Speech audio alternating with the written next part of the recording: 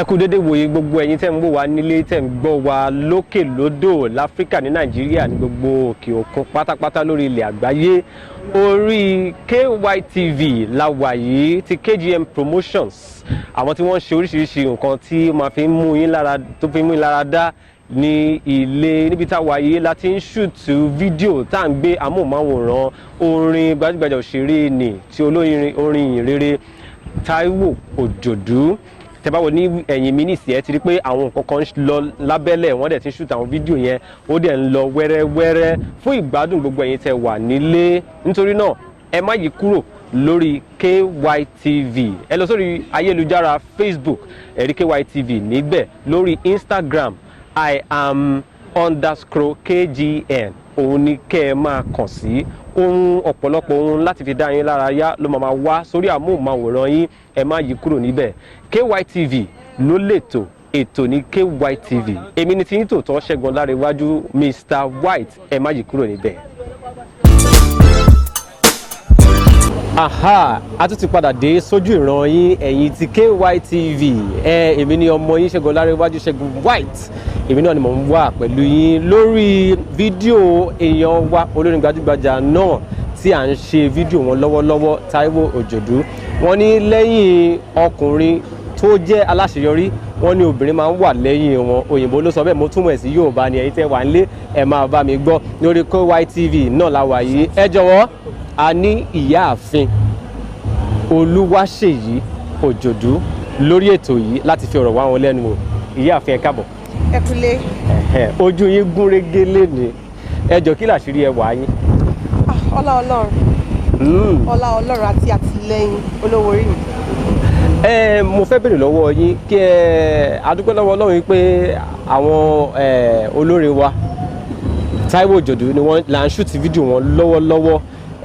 Báwo ni inú yín ṣe dùn tó àti wípé báwo ni ó ṣe rí lára yín ní lọ́wọ́lọ́wọ́ bá ṣe ń sọ yìí? Inú mi dùn gan-an. Tí ènìyàn bá gun ẹṣin nínú mi kò lè kọsẹ̀ torí pé ó jẹ́ ìran tí a ti ní láti ọdún tó ti pẹ́ wá tí Ọlọ́run jẹ́ kó wá sí ìmúṣẹ, tí Ọlọ́run ò dẹ̀ wá fi ìkọ̀kan nínú wa ṣe ìdárò ẹnikẹ́ni, so ó jẹ́ nǹkan tó mú inú mi dùn púpọ̀ tó mú ayọ̀ mi kún. Òun lẹ ti gbọ́ yẹn ẹ̀yin ará ilé. Mo tún ní ìbéèrè kan ìyáàfin. Ẹ jọ̀ọ́ kí ni àwọn ìdojúkọ tẹ́ ẹ rí gẹ́gẹ́ bí aya olórin? Ṣé mọ̀ pé ní gbogbo àwọn ibi tá a máa ti ń gbọ́ àti gbogbo nǹkan tá a ti ń rí gẹ́gẹ́ bí ìrírí, wọ́n máa ní àwọn aya olórin nǹkan kan báyìí ló máa ń ṣe, wọ́n máa ń ní àwọn ìdojúkọ. Kí làwọn ìdojúkọ tẹ́ ẹ ní gẹ́gẹ́ bí ìyàwó olórin? Ẹ máa wọlé pẹ̀lú orin kan tó sọ pé kì í ṣe ọ̀nà tó rọrùn, kò ń ṣe ọ̀nà tó rọrùn rárá, ṣùgbọ́n pẹ̀lú àtìlẹyìn Ọlọ́run jẹ́ kó rọrùn fún wa. Torí Bíbélì sọ wípé nínú aya máa ní ìpọ́njú, ó ní ṣùgbọ́n ká tújú ká torí òun ti ṣẹ́gun ayé. Torí pé Ọlọ́run ti ṣẹ́gun fún wa náà nínú wa ṣe dùn lónìí tí ìran yẹn tó wá sí ìmúṣẹ lójú ayé wa. Ẹ ti gbọ́ ẹ̀yin ará ilé. Mo tún wá ní ìbéèrè kan tó kù ká tó ka gbogbo ẹ̀ pọ̀. Kí ni àwọn àfojúsùn tí ẹ ní lẹ́yìn iṣẹ́ yìí? Ó pọ̀ gan-an o, ṣùgbọ́n mo kàn fẹ́ kí àwọn olólùfẹ́ Taiwo OJodu kí wọ́n máa retí nǹkan tó ju tàtẹ̀yìn wá lọ, torí pé ẹni tó ń gbénu wa ó jọ ẹni tó ń gbénu ayé lọ. Ojoojúmọ́ ọ̀tun lọ́jọ́ máa ń yọ, kọ́ máa retí ohun ọ̀tun sí láti ọwọ́ Taiwo OJodu àti láti lè ṣe KGM TV. Ẹ ṣe ìyáàfin, kẹ́ tó máa lọ ẹ jọ̀ọ́ ẹ bá wa gbé sórí afẹ́fẹ́ wípé orúkọ yín leléyìí o, kí àwọn ènìyàn tó wà nílé kán dẹ̀ máa wo KYTV. Orúkọ mi bí mo ṣe máa ń sọ fún yín, orúkọ mi ni Olúwaṣèyí Precious iyebíye níwájú Olúwa ọmọ OJodu. Màmá sọ pé èmi ni ara kí ọmọ ẹkùn màjọ méjì ọmọ àjọgbẹ ẹrí máa jogbo ẹkọ ẹrú ní sí ni ẹkọ kì í sí yàn èyí ṣàmà tẹjú mọ́ ẹ má gbójú yín kúrò bẹ́ẹ̀, ẹ má bá wa ká lórí KY Global Nation TV lórí KGM wí lóhùn òkè ohun àrà ọ̀tọ̀ ní gbogbo ìgbà, so ọ̀tún lọ́jọ́ ń yọ, ẹ máa retí wa lọ́jọ́ Ajé àti lọ́jọ́ Àlàmísì, ẹ má bá mi ká lọ. Ẹ̀yin ará ilé ẹ ti gbọ́ o. N bá ní kí n koríkè tèmi náà, ṣùgbọ́n tí bá ní kí n kì ilẹ̀ akún ilẹ̀ adé fàya. Ebi ni tí tòótọ́ Ṣẹ́gun Ọlárewájú Ṣẹ́gun White MC Mountain.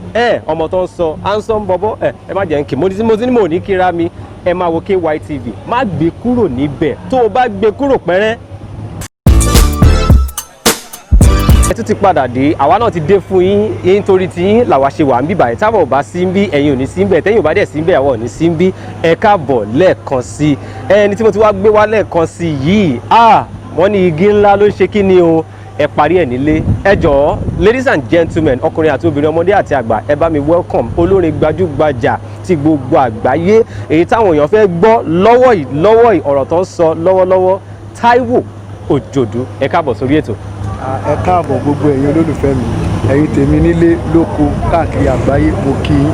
Ojú tẹ́ fi ń wò mí kò ní fọ́ o, etí tẹ́ fi ń gbọ́ orin wa kò ní di lórúkọ Jésù. Àmín àmín àṣẹ. Akọrin wa ẹ kú iṣẹ́ àtàárọ̀.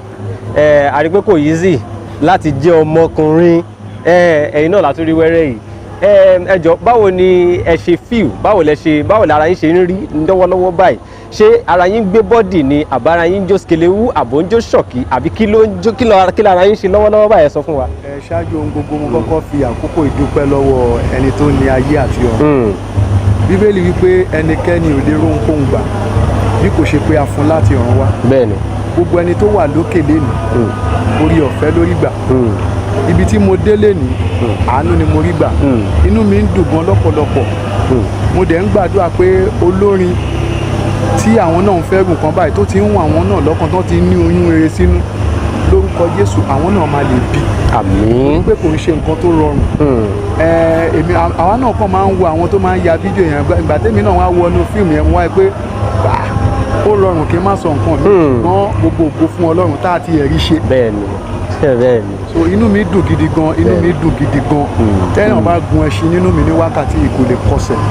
Bẹ́ẹ̀ni. A fi gbogbo ògo fún Ọlọ́run. Ẹ jọ̀wọ́ kí ni àwọn ìdojúkọ tí ẹ ní gẹ́gẹ́ bí olórin bóyá ní Nàìjíríà wa yìí àbí generally ní àpapọ̀, kí ni àwọn ìdojúkọ tí ẹ ti ní? La bá ń sọ nípa ìdojúkọ, kò sí ẹni tó máa débi ògo láyé tí ò ní ní ìdojúkọ. Àwọn kan tiẹ̀ máa ń sọ wọ́n ní ẹni tó bá máa rí ògo lù ojú àròkọ láì dé sẹ́lẹ̀. Lára àwọn ògo tó wà negative tí a rí ó pọ̀ lọ́pọ̀lọpọ̀, ṣùgbọ́n ọ̀pọ̀lọpọ̀ àwọn ìdojúkọ yẹn náà ló máa ń bí ayọ̀ wá. Torí Bíbélì pé tẹ́kún bá pẹ́ dalẹ́ kan ayọ̀ ń bọ̀ lówùúrọ̀. Nínú orin tèmi náà dẹ̀ ṣe mo ní àwọn tó bá dúró de Olúwa a máa tún agbára wọn ṣe. Béèyàn bá ti lè ní ìdojúkọ, ibì kan wà wọ́n ní tíyàn bá ń lọ sí Mushin ó máa kọ́kọ́ dé challenge, lẹ́yìn challenge ó máa dé Ọlọ́run ṣògo. So ẹni tó bá fẹ́ rí Ọlọ́run ṣògo tí ò bá gba challenge kọjá kò lè rí Ọlọ́run ṣògo. So àwọn ìdojúkọ yẹn èmi gbà wípé ó tún ń fúnni ní agbára ni àti láti mú wa lọ sí ibi ògo. Ẹ ṣé, gẹ́gẹ́ bí a ti mọ̀ tí gbogbo wa ṣe mọ̀ táwọn ará ilé tó ń gbọ́ wa tó ń wà náà tó dẹ̀ mọ̀, KGN Promotions àwọn ni wọ́n ń gbé àwọn ọmọ bàbá wa nínú Olúwa Evangelist Taiwo OJodu jáde. Ẹ jọ̀wọ́ kí lẹ ní láti sọ fún KGN Promotions lọ́wọ́lọ́wọ́? Iléeṣẹ́ KGN Promotion lórúkọ Jésù, iléeṣẹ́ yóò ní jóná. Àmín. Àjọṣe wa ṣẹ̀ṣẹ̀ bẹ̀rẹ̀ ní àti ìdébì kankan. Bẹ́ẹ̀ni. Torí pé ibi gíga lòkè yìí ń gbé wa lọ. Ògo tó yí wọnú ògo ni. Bẹ́ẹ̀ni. Mo dúpẹ́ lọ́wọ́ aláṣẹ KGN torí pé wọ́n ṣe púpọ̀ lọ́rọ̀ mi. Mo kọrin kan nínú orin kan tí mo ṣe fún wọn pé kò sẹ́ni tọ́lọ́run ò lè lò. Básìkò àti dìde bá ti tó. Bẹ́ẹ̀ni. Ó lè sọ áńgẹ́lì kan dé ènìyàn, ó lè jọkùnrin, ó lè jobìnrin. Bí ìdìde ẹ̀sìn ènìyàn bá ti fẹ́ tó kò sẹ́ni tọ́lọ́run ò lè lò. Bẹ́ẹ̀ni. Tọ́lọ́run bá lè lo KGN tó jẹ́ pé international promoter. Ọ̀pọ̀lọpọ̀ gbà àwọn èèyàn ti ń láìkó orin ta ṣe yẹn pé ọ̀run sọ̀rọ̀ ogun Ọlọ́run ta ló kọrin yìí. Wọn ò mójú ẹ̀, ẹlòmíì gan wọ́n ń pera wọn ní èmi. Ṣùgbọ́n nígbà tí àkókò tó àti ẹ̀ ti ń wá àwọn promoter náà ní Nàìjíríà, ṣùgbọ́n Ọlọ́run tó sọ pé iṣẹ́ yẹn international promoter ló máa gbé jáde. Ọlọ́run ló ní káwa náà, Ọlọ́run tó fún wa lórí ọ̀fẹ́ láti dúró de àsìkò tiwa tó jẹ́ ká rí olùrànlọ́wọ́. Gbogbo ojú tó ń wò mí náà ní wákàtí olùrànlọ́wọ́ àti áńgẹ́lì tó máa bẹ́yìn náà gbé ẹrù yín láìpẹ́, ẹ̀yin náà máa pàdé ẹ̀. Àmín lórúkọ Jésù. Bó ṣe máa jẹ́ nìyẹn. Ẹ jọ̀ọ́ lára àwọn ohun wákàtẹ́ fún wa, àwọn ohun ṣàjẹtẹ́ fún wa, ẹ tún lè fún wa lẹ́ẹ̀kan sí káwọn tó wà nílé kan tó gbọ́ kan dà mọ̀. Iṣẹ́ mi nìyẹn. Mo sọ pé nínú ìyìn tẹ́ rí ìyẹn lọ́rùn ń gbé. Kàsà. Àwọn kan mọ̀ pé nínú ìyìn tẹ́ rí ìyẹn ni Jehovah wa o. Ìwé mímọ́ ní àwọn àgbààgbà 24 tó ń bẹ ní yàrá òkè. Ó ní wọn kò níṣẹ́ méjì tó ń ṣe òjòrin lọ. Àwọn kan kọ́ praise and worship ìbílẹ̀ bá mọ́. Àwọn kan hallelujah fóníṣẹ́ ńlá. Àwọn kan kẹ́ Hosanna sọ́ba tó ní mí. Àwọn kan ṣe dọ́bù tó ilé fúnni. Torí ẹ̀mẹ́nìyẹn sì dé etí máa bá wọn kọ́. Èmi à ń lọ sẹ́nu náà rẹ̀ pẹ̀lú ọpẹ́ lọ́wọ́. àti sàgbà láàrẹ̀ pẹ̀lú mi máa máa dúpẹ́ má dẹ̀ bá fi kùnkùn fún orúkọ rẹ̀ nígbà gbogbo ẹ jẹ́ àmú bẹ́ẹ̀. ẹ jọ̀wọ́ tá a bá ní ká túlẹ̀ lẹ̀ ẹ jọ ilẹ̀ ò ní gbà wá mọ́gbà tí Taiwo Òjòdú bá bẹ̀rẹ̀ ń tà ń wí yìí ẹ jọ̀wọ́ Taiwo Òjòdú kí lẹ ní fún láti sọ fún àwọn olólùfẹ́ yín nílé ká fi ká gbogbo ètò ńlẹ̀ kí lẹ lè fi sọ fún àwọn olólùfẹ́ yín káàkiri àgbáyé. ẹ̀yin olólùfẹ́ mi káàkiri gbogbo àgbáyé mo máa sọ pé kí ẹ tún máa gbàdúrà fún wa torí pé téèyàn bá ti ń lọ síbi gíga ó tún nílò àdúrà pé ká má ṣubú wípé nínú téèyàn bá tún lọ sókè inú ìdánwò ló wà téèyàn bá ti ṣubú orí ọ̀fẹ́ lèèyàn rí gbà mo dẹ̀ ń gbàgbọ́ nínú Ọlọ́run pé ìmísí orin tẹ́yìn náà tẹ́ẹ̀ fi ní padà lẹ́yìn wa Ọlọ́run á máa fún wa ẹ máa retí ohun tó dáa torí pé omi pọ̀ lámù àrà ń gbé nínú mi ọ̀pọ̀lọpọ̀ àwọn kan ti ẹ̀bí mi ń gbà kan pé ṣé nígbà tá a ti kọ gbogbo orin bíi tíráàkì méjì tó ti dùn tán báyìí ṣé a tún máa rórin kan já ṣùgbọ́n Olúwa ní kí n máa sọ fún wọn pé níwọ̀n ìgbà tí ọ̀rọ̀ bá ṣì wà ọ̀rọ̀ ló máa ń bí orin torí pé àtètè kan ṣe tẹ́ ẹ rí ìyẹn lọ ọ̀rọ̀ ti wà o tọ́rọ̀ bá ti wà ìpè yìí lára ìkan tó ń bọ̀ lọ́nà mo sọ wípé ìpè yìí o kọ̀nfàmù ní. oníkálukú ìpè tẹ́yìn náà wà yìí ìpè yín ni. bẹ́ẹ̀ ni. ìpè orin tọ́lọ́hún tó pè mí kọ̀nfàmù ní. iṣẹ́ ìpè àtẹnujẹ ìpè ọ̀ríjìnà. tí bá ní ọ̀rọ̀ jáde àṣẹ tẹ̀lé ẹni ìyanu bá ṣẹlẹ̀. ìyanu bá ṣẹlẹ̀. ogun t'Olúwa ti ṣẹ́ ẹ ló ti dá aṣẹ wọlé. ó ti dá aṣẹ wọlé.